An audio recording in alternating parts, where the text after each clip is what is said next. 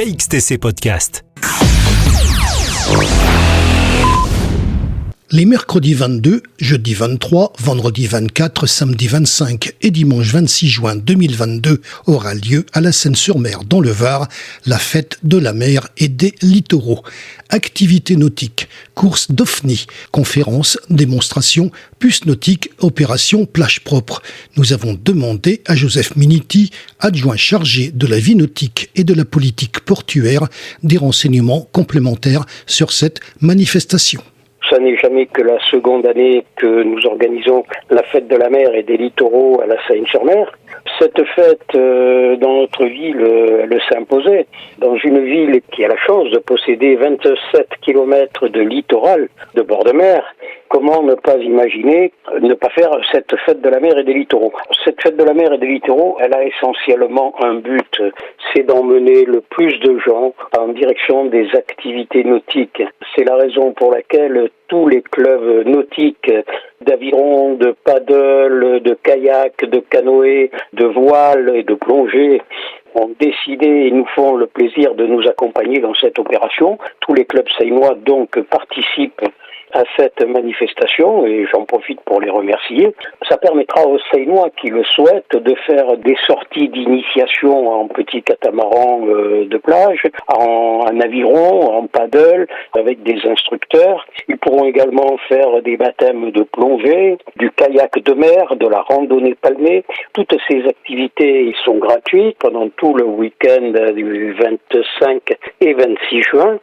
Nous aurons également des compétitions de haut niveau d'aviron organisées par le club d'aviron seinois à l'intérieur de la rade, c'est-à-dire dans la baie de Tamaris, mais aussi dans la baie des Sablettes en aviron de mer.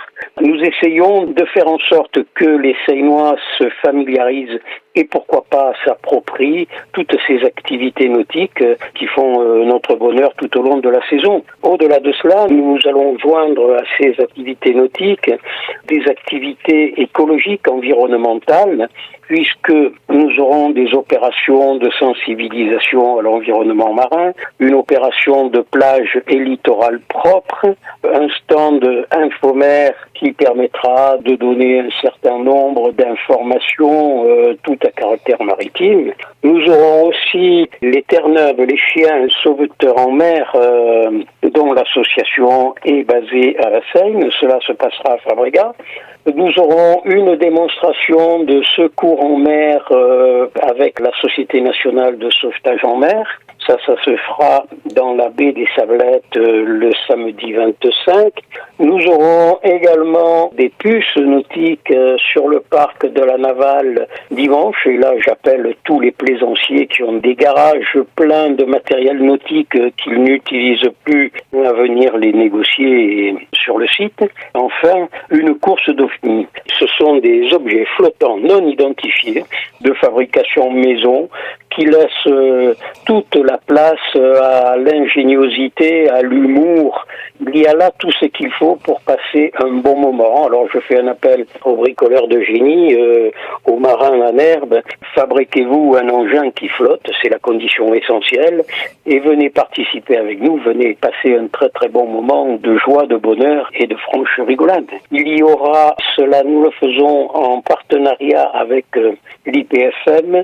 L'IPFM, dans ses locaux, accueillera les entreprises qui sont installées sur le territoire seinois. À la Seine, nous avons la chance d'avoir les plus grandes entreprises dans des domaines divers tels que Ifremer, Océanide, CNRS, Naval Group, etc., qui sont des sociétés reconnues mondialement. Toutes ces entreprises sont basées à la Seine. Toutes ces entreprises sont porteuses d'emplois. Tout à fait naturellement, nous avons souhaité, avec la direction de l'IPFM, de les installer 2 jours durant dans les locaux de l'IPFM où il y aura des journées portes ouvertes où chacun pourra venir s'informer, savoir dans quel secteur intervient telle ou telle entreprise, savoir quels sont les emplois possibles, s'il y en a, est-ce qu'il n'y en a pas, faut-il faire de la mécanique, faut-il faire de la recherche sous-marine, de l'engineering, etc., etc. Nous avons tout cela que nous mettons à disposition des Seinois et nous espérons vraiment qu'il y aura le plus grand nombre de visiteurs pendant ces 2 jours. Moi j'ai une question à poser puisque j'entends que c'est la 2e édition, ce qui veut dire qu'il y a eu une première édition, elle a eu lieu. Quelle expérience vous avez retirée d'abord de cette première édition ? Est-ce que ça correspondait à ce que vous avez imaginé au départ ? Oui, tout à fait. Tout à fait. C'était une première. Le constat que nous avons fait, c'est que toutes les activités nautiques de loisirs qui se passeront sur la baie des Sablettes, c'est-à-dire de Saint-Elme, la Verne, Fabregas, jusque vers les Deux Frères, où il y a le sentier sous-marin, tout cela avait très très bien marché l'année dernière. Nous avions eu un peu plus de difficultés pour tout ce que nous avons voulu faire à l'intérieur de la rade, c'est-à-dire aux portes même de la ville, le long du parc de la Navale.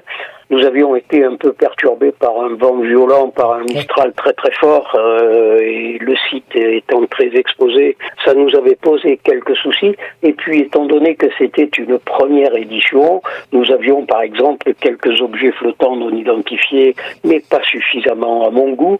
Nous avions des exposants, mais pas suffisamment à mon goût. Ce que nous souhaitons cette année, c'est lui redonner plus d'ampleur, une dimension plus grande par rapport à l'année dernière, et nous aimerions que cela continue, que cette croissance continue dans les années à venir. KXTC Podcast.